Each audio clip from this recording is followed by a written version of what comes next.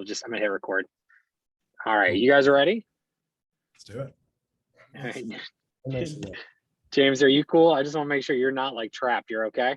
I'm beyond cool. All right. Okay. 3, 2, 1. Hi, everybody. Welcome back. We are joined by two of the OGs, the greats, the ones and only founders of DLTx. We're going to be breaking down today in a series of topics. We've been talking about everything that's been happening in distributed ledger and blockchain-based industries and some of the subcategories that you may be hearing about, whether it's metaverses, it's decentralized finance, to non-fungible tokens, to even mining as well. And today we're going to be talking about how the future is DAO, or Decentralized Autonomous Organizations. What are they and what impact they're having on everything that we do in our lives?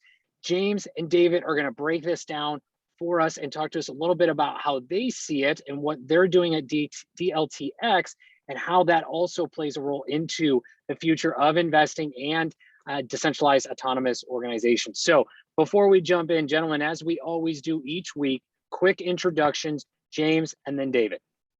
Hi, I'm James Haft, Executive Chairman of DLTx.com. We are a company publicly traded in Norway, available to retail, institutional, and family office investors globally. We are a portfolio of distributed ledger technology businesses, and we have operating businesses that focus on generating tokens on some of the most exciting protocols available in the world. Wonderful. David. Hey guys, David Johnston, Chief Operating Officer at DLTx. And like James said, we're all about open public blockchains and building infrastructure for Web3 and beyond. Gentlemen, let's DAO it, if you will. Let's talk about the infrastructure. Let's talk about organizations. How many different ways can we get this in?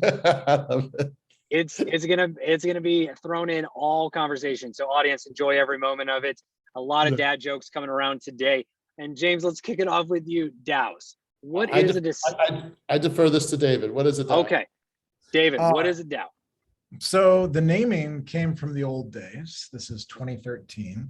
Originally, it was a paper by Charles Hoskinson.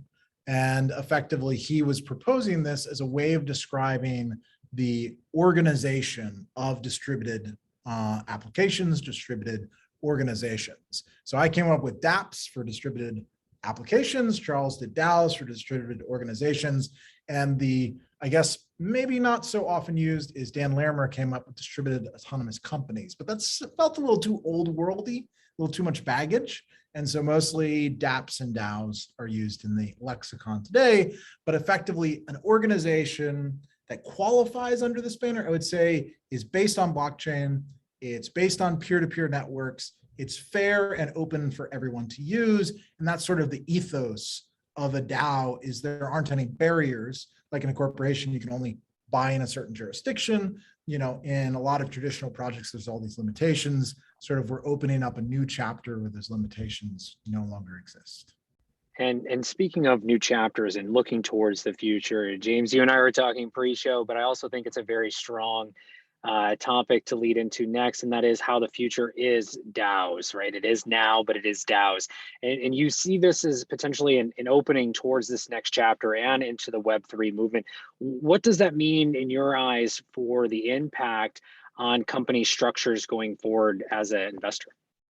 Well, you know, David was way ahead of the curve in 2013 when he wrote the general theory of decentralized applications. And he talked about how it didn't make sense to have centralized applications on top of a decentralized platform that essentially you're defined by your weakest link or your most centralized link in this instance. And he was dead on correct, and that has led, you know, to Ethereum and to DeFi.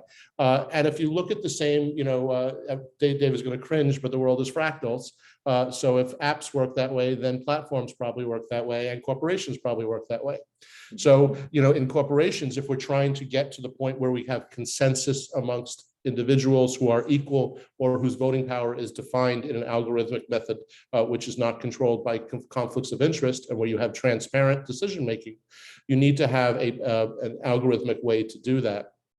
And the command and control military style of corporations is specifically centralized. You have a board, you have a CEO, you have a COO, you have a CFO, right? And all these people have specific functions and they dictate information. Which, although it gets voted on, what gets voted on and how it works is highly controlled and prone to centralized and to hidden agendas.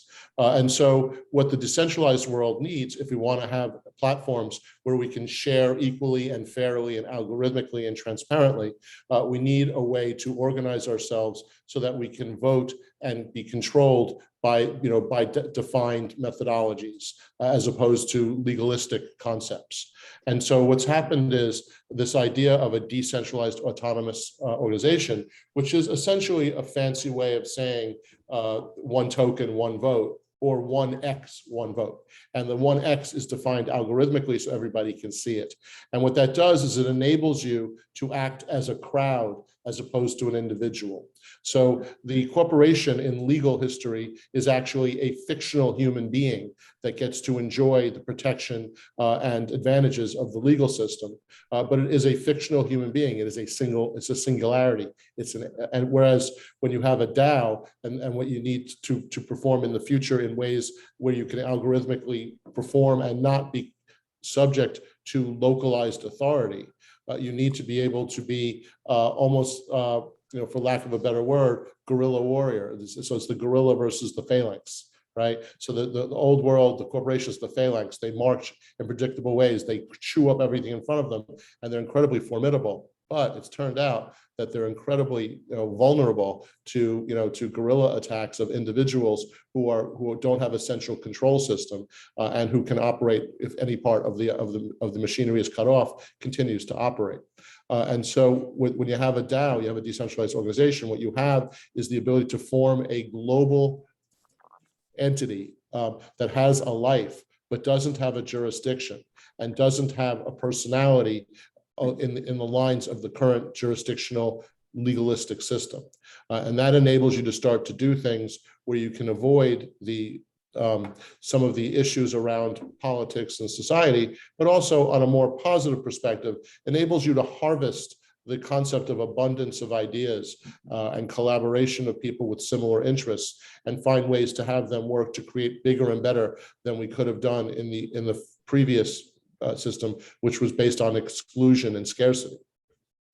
So it sounds like it's also a combination of both a new form of governance for corporations or companies or the otherwise, and also a new form of identity, right? So some of these organizations may be known, organizations may be known as who's involved or who's structuring them, but others may be completely anonymous. Is that right, David?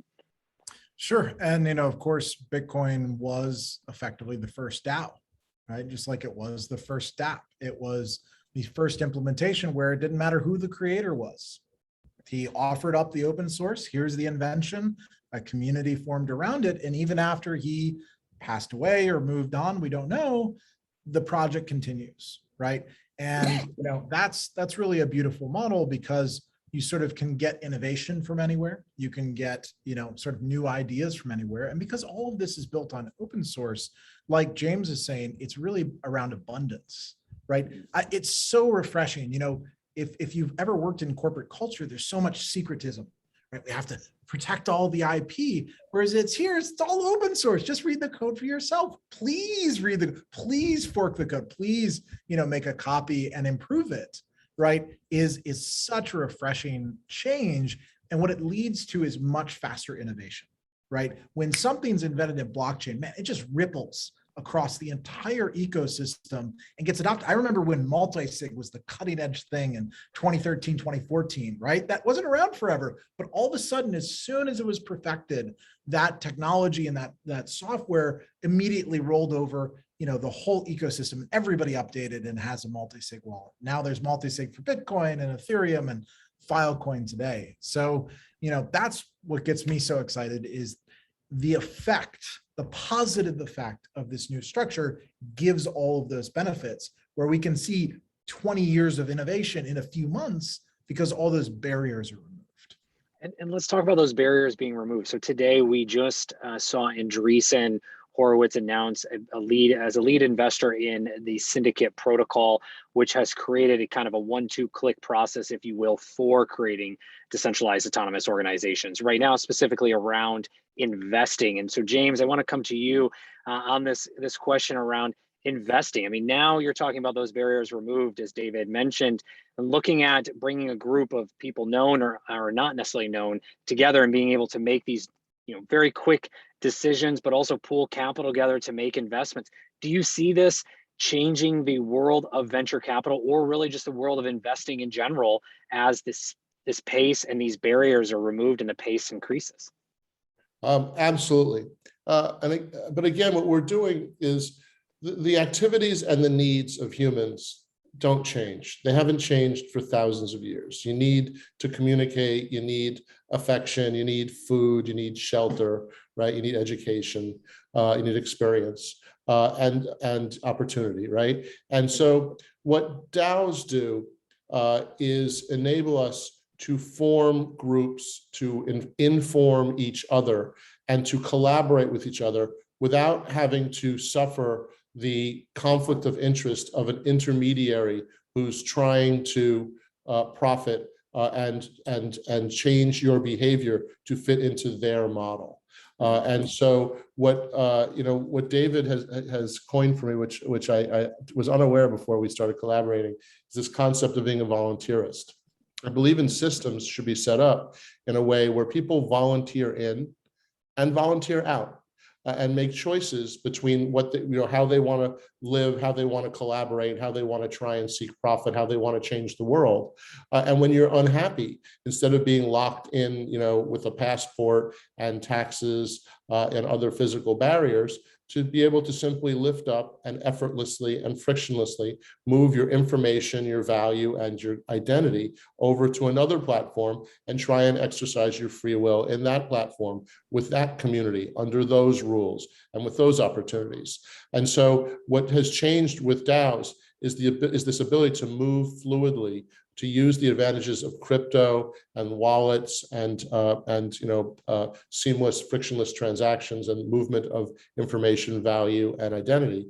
And so that enables people to come up with ideas, to solicit people to come in, and everything is known. You don't have to worry about who's making profit where. And honestly, you can use it as it's been promoted, or you can fork it and make it part of the next thing that you want to do, so that we're continually, achieving by standing on the shoulders of those people that came before us, and we're being encouraged to do that. So instead of having intellectual property protection, what we have instead is intellectual property contributions to society, which then form the opportunity for the next level and really give our kids and generations to come the opportunity to create bigger and better and to serve the needs of communities as opposed to individual authorities. Absolutely. And there's actually a great article I'll share in the show notes as well about the first DAO to DAO transfer or loan that was done, right, between, was it Cream Finance and I believe Pleaser DAO, or I have to verify that fact, but there was a multi-million-dollar loan that was put in place between the two and collateral put against it through a set of bucket of non-fungible tokens, that had about 2 or 3x the value. And that was all done. It was just all there. It was all transparent. It was all taken care of. It was simple. It was easy. All handled properly, to both of your points. And David, I want to come down to you real quick on your background there. You've got a number just above your left shoulder. I believe it's a 10 and a bunch of zeros, and maybe there's a milestone attached to that. What's going on in the background? Oh, just a cool milestone today. So the Filecoin network passed 10 exabytes of data of storage capacity now on the network. It's just huge to see sort of the real world usage and the capacity of these public blockchains growing so quickly. It's a great example. Sort of, there was that vision for a while, and a lot of people contributed to getting it to where it is today. A community came together that provided hundreds of millions of dollars of funding for the development. It took 2 or 3 years to build and deploy, and now here it's on mainnet and it's already gotten to this scale. So that's the kind of thing that gets me really excited. And to draw the line back to DLTx, part of our vision is to be the first public company in the world that treats DAOs and dApps and protocols as legal entities, as persons that can be partnered with and contracted with. And we think eventually in 10 years, everyone will get to that understanding. But, you know, that's our whole thing, is providing infrastructure in a predictable way to Bitcoin, to the Filecoin network. And we're just, I think, one of the first people that have realized, okay, this is the new form, right? And let's just accept that as fact and move forward and do all these things together. So we're excited about that. Wonderful. And James, as we close out every episode, coming back to you, where can everyone find out more about DLTx and both of you, James and David? I love it. It's my weekly slow pitch down the middle of the plate. Yeah, just DAO it. Exactly, just the future is DAO. If you want to learn more about us and what we're doing, David and I are following all of our blockchain dreams at DLTx.com. Please come and see what we're doing. If you have ideas, we'd love to hear from you on how to collaborate. We try and teach as well as offer investment opportunities. And we're all about community, and we'd love to have you join us. And Kyle, as always, we truly appreciate you. Thank you. Thank you. Thank you very much, David. Thank you, James. Thank you, everybody. We'll be back here next week to break down another topic. But again, do check out DLTx and also reach out to James and David for more. Everyone have a great day. I'm Kyle Ellicott. We'll talk soon.